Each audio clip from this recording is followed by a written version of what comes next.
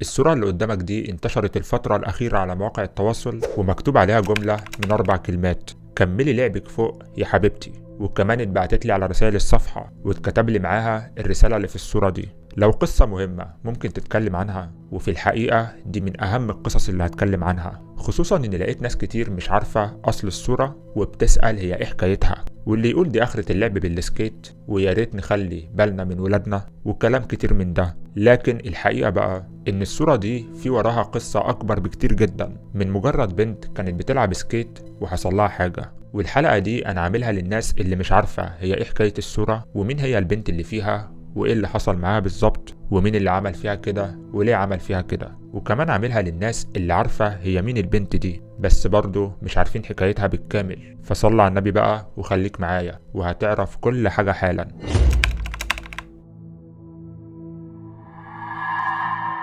ازيكم عاملين ايه؟ يا رب تكونوا بخير. حلقة النهاردة هتكون مختلفة شوية، وده بسبب طبيعة المكان اللي أحداثها حصلت فيه، وللسبب ده والأسباب تانية انتوا فاهمينها. في مصطلحات معينة أنا مش هقدر أقولها وهستبدلها بمصطلحات تانية هتفهموها. ويلا بينا نبدأ. حلقة النهاردة أحداثها بتدور يوم التلات 3/9/2024 وتقريبا الساعة 5:30 مساء، والمكان هو في المدينة اللي مش لاقية رغيف عيش واحنا في 2024، وخلينا نسميها بشكل رمزي المدينة. أما بقى الشخصية الرئيسية معانا النهاردة فهتكون هي تلا اللي في الصورة دي. وتعالى نعرف مين هي تلا. تلا باختصار هي بنت عندها 10 سنين تقريبا، عايشة في المدينة دي مع اخواتها واهلها اللي في الصورة دول. تلا كمان برغم ان سنها صغير لكن احلامها كانت اكبر منها، وكانت بتحب الدراسة بشكل مش طبيعي، ويشهد لها بده شهادات التفوق الكتير جدا اللي حصلت عليها من مدرستها. ويمكن الدافع لده هو حلمها انها تبقى دكتورة اسنان.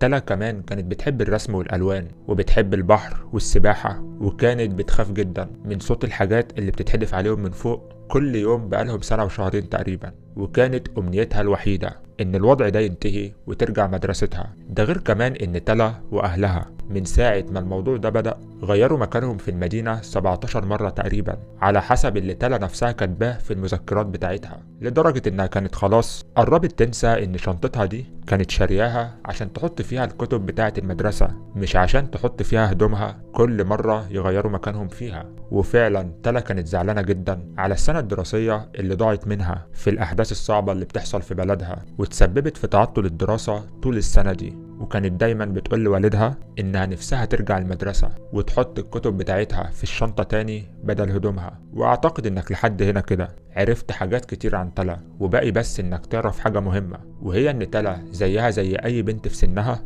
بتحب الحياة واللعب جدا. وعلى ذكر اللعب بقى، تلا من 3 سنين تقريبا اتعلمت انها تلعب سكيت مع البنات صحابها او جيرانها في المنطقة. ولعبة السكيت دي للي ما يعرفهاش هي الرياضة اللي بتتلعب بالكوتش العجل ده، وحرفيا هي كانت بتعشق اللعبة دي، وكانت متعودة انها تطلع مع اصحابها يلعبوا سكيت مع بعض في الشوارع الاسفلت قدام بيوتهم. ويمكن دي من الحاجات القليلة اللي ما منعهاش الوضع الصعب هناك انها تعملها، حتى لو بقت بتلعبها بوتيرة اقل من اللي كانت متعودة عليه قبل الوضع ده، بس برضه كانت بتلعبها. وعموما انت لحد هنا كده عرفت كل اللي محتاج تعرفه عن تلا. وتعالى بقى نجري الأحداث لليوم اللي حصلت فيه الواقعة واتلقطت فيه الصورة بتاعت مشهد البداية.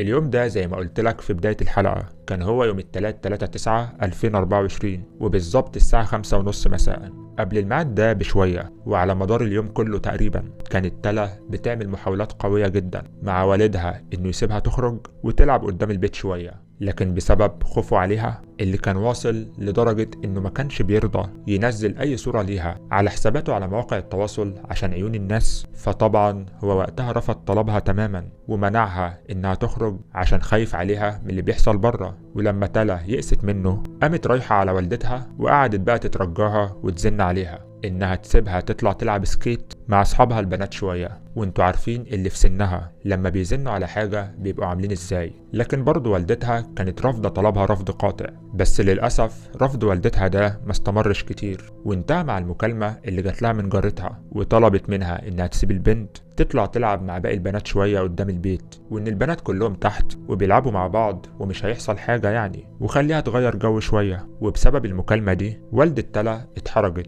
وما حبتش انها ترفض طلب جارتها، وكمان ما حبتش ان بنتها تفضل محبوسة في البيت وزعلانة واصحابها البنات بيلعبوا تحت قدام البيت وشايفاهم. فراحت قايله لها خلاص يا تلا روحي العبي معاهم شوية، وطبعا حددت لها مدة قليلة تلعب فيهم وترجع بعدها على البيت فورا. وساعتها تلا فرحت جدا وراحت بسرعة واخدة السكيت الوردي بتاعتها وخرجت لاصحابها اللي بيلعبوا قدام البيت وانضمت ليهم. والكلام ده كان الساعة 5:30 تقريبا، وكانت الفرحة او السعادة هي سيدة الموقف. بس ثواني معلش، هي فضلت سيدة الموقف لوقت قليل جدا، وبالتحديد أكتر لمدة دقيقتين بالظبط. اللي حصل يا حضرات إن بعد خروج تلا من البيت بدقيقتين تقريبا، أهل المنطقة كلهم بما فيهم أهل تلا طبعا سمعوا صوت انفجار قوي جدا جاي من الشارع بره. ووقتها والد تلا خرج من البيت وهو في قمة قلقه وخوفه على بنته، وطبعا الرؤية كانت منعدمة بره بسبب الغبار والدخان اللي كان في كل حتة. وساعتها قعد ينادي على بنته يمكن تسمعه وترد عليه من بين الدخان ده،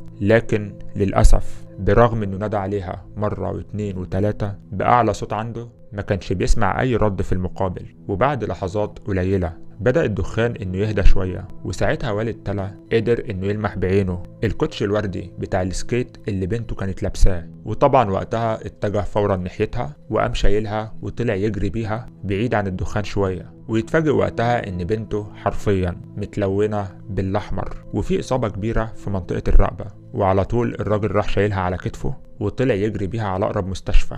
وطبعا الوضع هناك مش بالسهولة دي، وقدر بعد معاناة كبيرة انه يوصل بيها لمستشفى. وللأسف لما وصل كانت تلا خلاص في أنفاسها الأخيرة. وطبعا الدكاترة اللي هناك فحصوها وبلغوا انها للأسف خلاص كده مفيش أمل يلحقوها وان البقاء لله فيها. وفعلا نفسها الأخير طلع وقتها وهي بين ايديه. وراحت تلا وما سابتش وراها غير كوتش السكيت الوردي بتاعها وهو مصبوغ احمر زي ما انت شايف. والد تلا قال في كلامه عنها ان كان حلمها ان الوضع ده ينتهي وترجع لمدرستها من تاني، وانها كانت بتحب الرسم والقراءة والسباحة جدا. وان قبل اللي حصل ده بيومين اتنين اشترى لها الوان ودفاتر رسم. وقال انها كانت زعلانة جدا ان ضاع منها سنة في المدرسة، وكان بيرد عليها وبيقول لها معلش يا روح بابا السنة هتتعوض، المهم انك تفضلي بخير. وكمل كلامه وقال لكن قدر ربنا كان غير، وربنا اصطفاها والحمد لله، وان اخواتها وكلهم اتفجعوا فيها وربنا يرحمها ويحسن اليها. والد تلا قال كمان ان بعد رحيل بنته لقي دفتر مذكراتها، والصورة اللي جنب دي عبارة عن ورقة منه، وكانت معبرة فيه عن امانيها البسيطة زي ان الوضع ده ينتهي، وانها بتحلم بالاكل والشرب والحلويات اللي بقت محرومة منها، وان المدينة تعمر من تاني وترجع مدرستها، وانها قد ايه اشتاقت لاصحابها والمدرسات بتوعها في المدرسة. وقالت انهم غيروا مكانهم في المدينة من بداية الازمة 17 مرة. وفي نهاية كلام والد تلا قال انه ما كانش بيحب ينزل صورتها لا هي ولا اخواتها على النت ابدا، وده عشان كان بيخاف عليهم. لكن دلوقتي خلاص نزل صورها بعد ما رحلت، وبيقول لها قولي لربنا ان بابا كان بيحبك كتير وكان بيجيب لك كل حاجة وكان بيخاف عليكم من الهوى. وطبعا والدتها كمان قالت كلام كتير زي ده، وقالت في النهاية إنا لله وإنا إليه راجعون، وربنا يصبر قلبي على فراقك. وفي حاجة مهمة كمان عايزك تعرفها، حالة تلا هي حالة من آلاف الحالات اللي ليهم قصص مشابهة في المدينة، واللي قابلني أجزاء من حكاياتهم وأنا بدور في المصادر، زي مثلا أسماء اللي في الصورة دي